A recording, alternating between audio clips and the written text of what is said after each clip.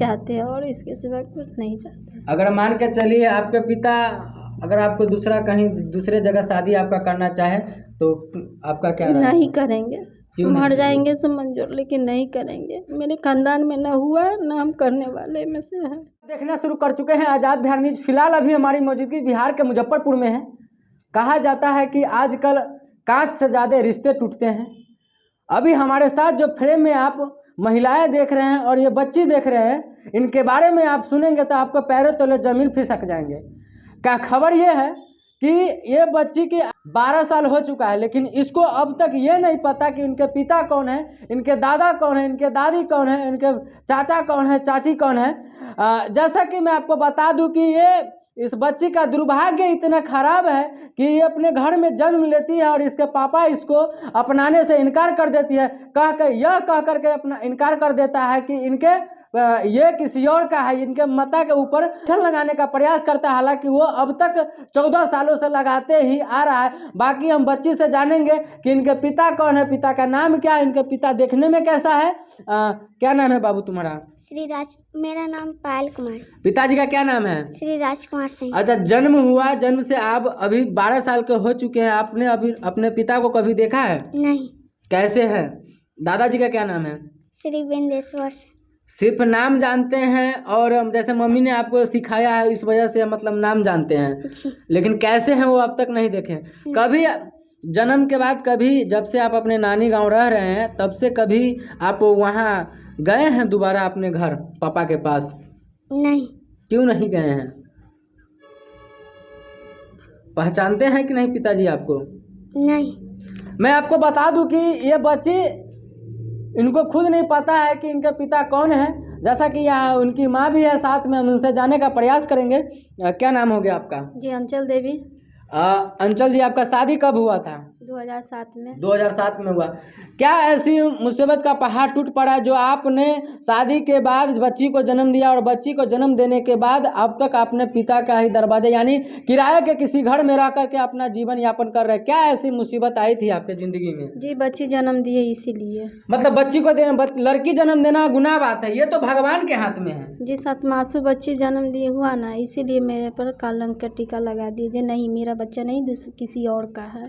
तो मतलब कहाँ कहाँ आप गए हैं न्याय को लेकर के? अभी न्याय गुहार के लिए? जी कोर्ट में भी अप्लाई किए, उसमें भी कुछ नहीं सुनवाई हो रहा है। जबकि हम सब चीज़ करके हार गए हैं। पापा मेरे बहुत पैसा खर्चा भी किए, लेकिन कोई चीज़ का डिसीजन नहीं आ रहा है।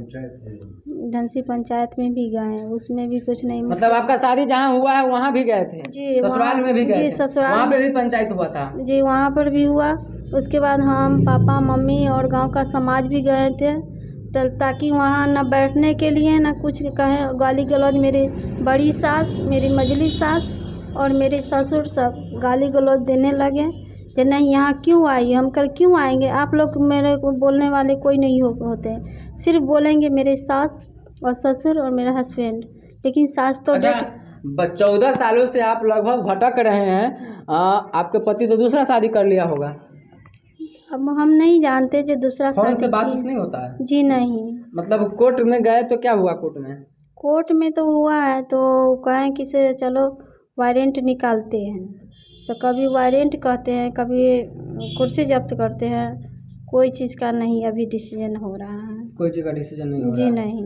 और कितना लड़का, मतलब कितना बच्चा है आपके पास? एक ही है। एक ही, यही है जी। इसी को लेकर के आपके जिंदगी में मुसीबत आकर? जी इसी के लिए दरार लगा हुआ है। अभी आप कहाँ रह रहे हैं? जी मायके में रहते हैं। मायके में रहते हैं। क्या चाहते हैं?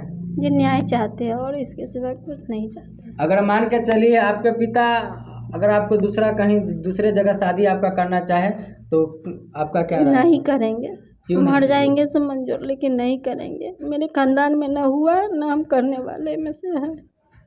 चलिए भावुक मत होइए। जिंदगी के 20 सालों का लगभग जिंदगी के सारा कमाई पिता अपने बेटी के शादी में इन्वेस्ट कर देता है, इसलिए कि उनका बेटी हमेशा वो इस दुनिया से चले भी जाएं तो वो अपने जीवन में उनका बेटी को कभी दुख का पहाड़ न टूटे। लेकिन ये ऐसे इस पिता का दुर्भाग्य खराब है कि अपने जीते जी अपने बेटी का भरण पोषण कर शादी के बावजूद भी ये आज 14 सालों से लगभग न्याय के लिए गुहार लगा रहे हैं और 14 साल में न जाने इनके पैर के कितने चप्पल खिसक गए, लेकिन न्याय दिलाने वाले लोग न्याय नहीं दिला पे। बाकी हम इनसे जानेंगे वास्तविकता क्या है, क्या कुछ हुआ था जो आपने अपने बेटी को के बावजूद भी अपने दरवाजे पे रखे हुए हैं। क्या करें, नसीब का बात है। और जहाँ तक है इसी लड़की जन्म ली उसी समय से इसका अच्छा दुर्भाग्य चाचा, हो गया। आप हमारे पिता तुल्य हैं, अपने समाज में लड़की को जन्म देना गुनाह बात है? एकदम गुनाह नहीं है। कहा तो बेटा भी वही है, बेटी भी वही है। अच्छा भगवान ये थोड़ी मतलब मुझे पता थोड़ी ना होता है कि लड़की जन्म होगा कि लड़का जन्म जी होगा। जी जी सही बात है, सही बात। लेकिन क्या कीजिएगा, जो समझदार है, इतने बुद्धिमान लोग हैं, उनका नासमझी है कि वो बेटी में और बेटा में फर्क पड़ते हैं। अच्छा। उसका नहीं होना चाहिए, एक ही चीज़ होना चाहिए, बेटी भी वही है, बेटा भी वही है। आजकल अभी के समय में देखिए बेटा से ज़्यादा बेटी है।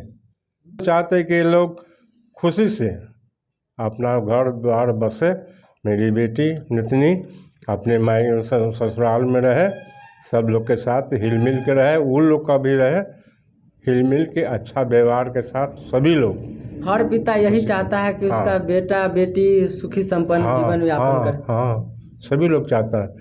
केंद्र में बैठे मैं सत्ताधारी से विनती करना चाहूँगा कि आज से कुछ दिन पूर्व आपने महिला आरक्षण का ये आयोजना निकाला था, महिला को प्रत्येक हक अधिकार दिया जाए। हमारे बिहार में भी 33% आरक्षण दिया गया, लेकिन हमारे बिहार के मुख्यमंत्री इस चीज़ को नहीं देख पाए। हालांकि पिता का कहना है कि न्याय के लिए इन्होंने कोर्ट से आदेश भी मिला कि उसके पति को अरेस्ट किया जाए, लेकिन प्रशासन क्या करे। प्रशासन को तो भाई प्रशासन को जिस तरह पैसा मिलता है, जिधर से जितना ज़्यादा पैसा मिलता है उसके सपोर्ट में वो कार्य करते हैं। बाकी वीडियो को मैं यही संपन्न करता हूँ। बाकी इस छोटी सी बच्ची के बारे में आप लोग क्या सोचते हैं, कमेंट सेक्शन में अपना राय जरूर रखें। बाकी मिलता हूँ आपको नेक्स्ट वीडियो में। जय हिंद।